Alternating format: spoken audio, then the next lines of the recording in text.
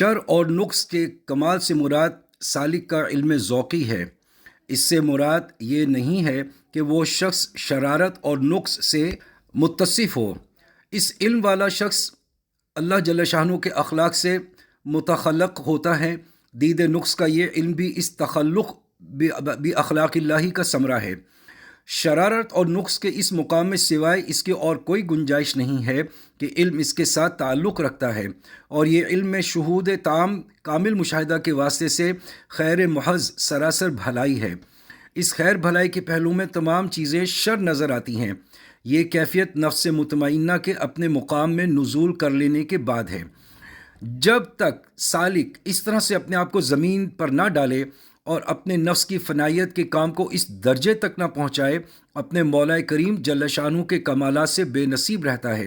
پس وہ شخص کس طرح سے بے نصیب نہیں ہوگا جو اپنے آپ کو عین مولا اور آقا جانتا ہو اور اپنی صفات کو اللہ تعالیٰ کی صفات سمجھتا ہے۔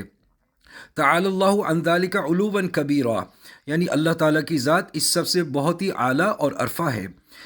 ایسا خیال کرنا اسماء و صفات میں الحاد اور زندقہ ہے۔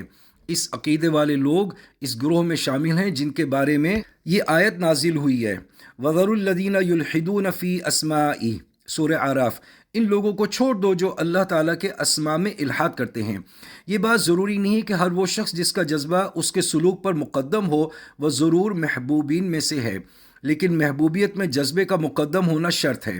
ہاں البتہ ہر جذبے میں محبوبیت کے ایک قسم کے معنی پائے جاتے ہیں جس کے بغیر جذب حاصل نہیں ہوتا، اور محبوبیت کے وہ معنی کسی عوارض سے پیدا ہوتے ہیں، ذاتی نہیں ہیں، اور محبوبیت کے ذاتی معنی اشیاء میں سے کسی شے کے ساتھ معلل نہیں ہیں، یعنی محبوبیت ذاتیہ کسی علت و سبب کے بغیر حاصل ہوتی ہے، جیسا کہ ہر منتہی کو آخر جذبہ حاصل ہے کیونکہ وہ محبوں کے گروہ میں داخل ہے، محبین کے گروہ میں داخل نہیں ہے، اور کسی عارض کے تعلق سے اس میں محبوبیت کے معنی پیدا ہو گئے ہیں، ذاتی نہیں ہیں۔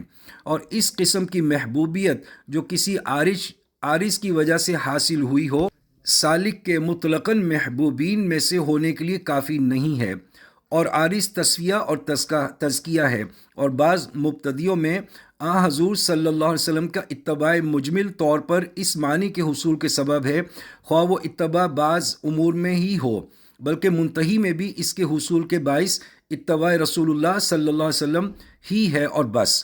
اور محبوبین میں بھی اس محبوبیت ذاتیہ کے معنی کا ظہور فضل ربی ہونے کے باوجود حضور صلی اللہ علیہ وسلم کے اتباع سے ہی وابستہ ہیں، بلکہ میں کہتا ہوں کہ وہ معنی ذاتی بھی حضرت صلی اللہ علیہ وسلم کی مناسبت ذاتیہ کے واسطے سے ہیں اور اللہ تعالیٰ کے اسماء میں سے ہیں۔ جو اسم اس سالک کا رب تربیت کرنے والا ہے، اس خصوصیت کے حق میں اسی اسم الہی کے مناسب واقعہ ہوا ہے جو کہ حضرت صلی اللہ علیہ وسلم کا رب ہے، اور اس نے یہ سعادت وہیں حاصل کی ہے۔ اللہ سبحانہ تعالیٰ ہی حق کو جانتا ہے اور اس کی طرف سب کو لوٹ کر جانا ہے، اور اللہ تعالیٰ حق کو ثابت کرتا ہے اور وہی سیدھا راستہ دکھاتا ہے۔